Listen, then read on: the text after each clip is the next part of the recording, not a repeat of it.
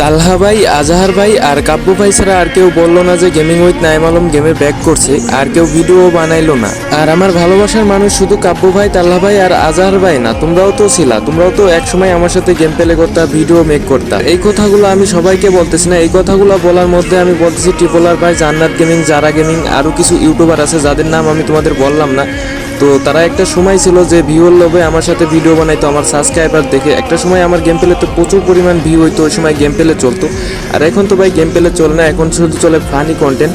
ওই সময় তারা সবাই আমার সাথে ভিডিও বানাইতো, আর এখন আমি ডাউন হয়ে গেছি, তো তাদের এখন অনেক সাবস্ক্রাইবার হয়েছে, তারা এখন অনেক বড় ইউটিউবার হয়ে গেছে, হ্যান ত্যান হয়েছে। এখন তারা আমাকে আর মনে রাখে কি? শুধু কাব্য ভাই, তাল্লা ভাই, আজাহার ভাই ছাড়া সবাই আমাকে ভুলে গেল। তোমরাও আমাকে শেষমেশ ভুল বুঝলা। তোমাদের আমি বললাম যে আমি গেমে ব্যাক করছি, তোমরা সবাইকে জানাই দাও তোমাদের নাইম আলম ভাই গেমে ব্যাক করছে। আমার ভিডিওটা একটা রিপোস্ট আর একটা করে কপি লিঙ্ক করে দাও, যাতে তোমাদের একটা রিপোস্ট বা কপি লিঙ্কের কারণে সবার কাছে আমার ভিডিওগুলো পৌঁছায় যে আমি গেমে ব্যাক করছি।